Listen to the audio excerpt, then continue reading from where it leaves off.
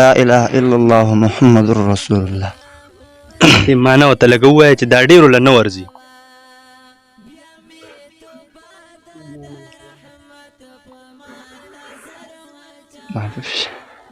دا میکائیل علیه السلام دا کومه فرښته ده، د دې څه کار دی؟ میکائیل علیه السلام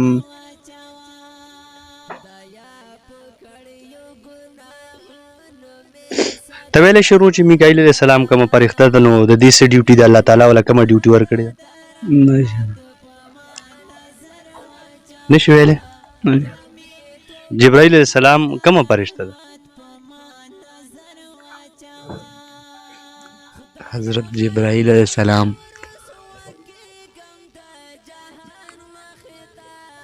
جبرائیل علیه السلام چې کوم دی دې ته الله تعالی دا یو فرښته ده، الله تعالی هرې فرښتې له خپل خپل کارونه ورکړي. د دې څه کار دی؟ الله تعالی څه کار ورکړی؟ یاره نه راځي. دا تبلیغ والا یا دا عالمان چې دا ښکلي پګړۍ په سر ایښي په دې جوماتونو کې دا درسونه کوي، آیا دا اوزګار شوي دي که نه؟ د دې امت ورسره غم دی؟ نه د دوی سره خو زمونږ ته غم دی. مونږ کمیر دین راکړي ذات کمیر. مونږ د فرښتو نه نیو خبر. کله چې مونږ د الله تعالی د حکمونو نه نیو خبر، نه بیا مونږ نه مرګ پیژنو، نه مونږ بیا حق لار پیژنو، نه بیا مونږ کشر پیژنو، نه بیا مونږ مشر پیژنو. خو که کله مونږ ومنله چې د الله تعالی هم یو قانون دی، یو نظام دی، د هغه یو ټایم ټیبل دی، نو مونږ به بیا حق سچ مسلمانان یو. مونږ به هر شی پیژنو. مونږ به په دین چې کومه لار ده دا به مونږ ته اسانه وي. خو مونږ دنیا له ډېر زور ورکړی دی او آخرت هم په شا پرېښودی دی. محمد مصطفیٰ سب سے آخری نبی، احمد مجتبی سب سے آخری نبی. خاکسار لخوا سلامونه قبول او منظور کوي. دا څومره عمر دی؟ یاره 17 به وي داسې. 17. اسلام علیکم. ستا ورور څه؟ رضوان الله. رضوان الله. رضوان الله دا راته ووایه چې ستا څومره عمر دی؟ بس بنګم جی دغه 19-18 خو شوی دی.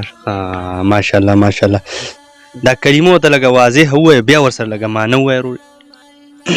بسم الله الرحمن الرحیم لا اله الا الله محمد رسول الله. ماشاءالله ماشاءالله. دې معنی ورته لږه ووایه چې دا ډېرو له نه ورځي.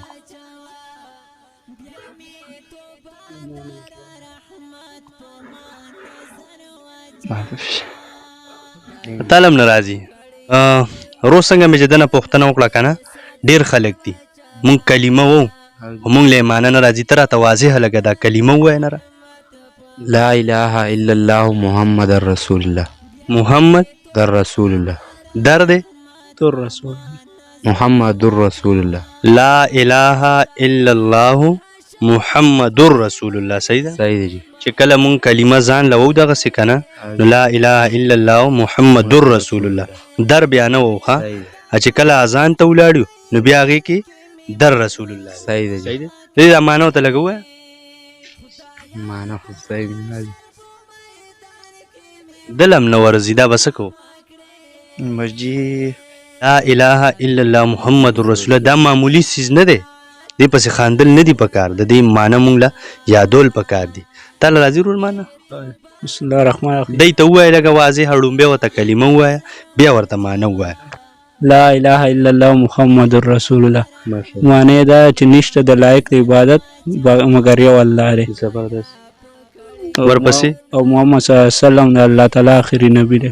زبردست زبردست. همدغسې ده ښه.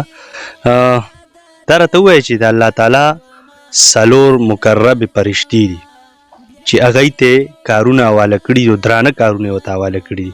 دغه مقربې یعنې نږدې الله ته خوښې پیاره نږدې فرښتې دا کومې دي جي؟ دې راته لږ نومونه واله. حضرت جبرائیل علیه السلام، حضرت میکائیل علیه السلام، حضرت اسرافیل علیه السلام او حضرت اسرائیل علیه السلام. ماشاءالله ماشاءالله زبردست. جبرائیل علیه السلام کومه فرښته ده؟ حضرت جبرائیل علیہ السلام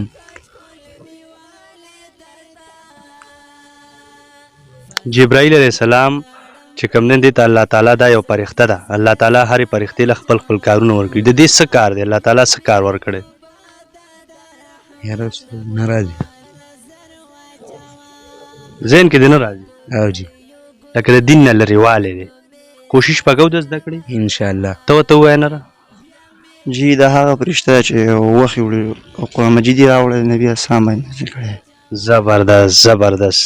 جبرائیل علیه السلام دا هغه فرښته ده چې اوس خو نبیانو سلسله ختمه شو، کله به د الله تعالی له طرفه یو پیغامونه به پیغمبرانو ته راوړه. صحیح ده. دا اسرافیل علیه السلام چې کومه فرښته ده د دې څه کار دی؟ دا به د قیامت په ورځ پونکی غږی. زبردست زبردست زبردست. کله چې اسرافیل علیه السلام شپېلۍ ووهي، څوک ورته پونکی وایي، څوک ورته شپېلۍ وایي، نو هغه ورځ باندې به قیامت قایمیږي. او اسرائیل علیه السلام کومه فرښته دې څه کار دی؟ د روحونه وړي. روحونه وړي. زبردست زبردست. د اسرائیل علیه السلام دا ډیوټي ده که نه، دا ډیوټي الله تعالی ورله لګولې ده چې د کم انسان یعنی جاندار چې کم سیز دی که نه، اسرائیل علیه السلام د هغوی نه روح اخلي. روح وړي دي. صحیح ده. صحیح. او رو دا میکائیل علیه السلام دا کومه فرښته ده، دې څه کار دی؟ میکائیل علیه السلام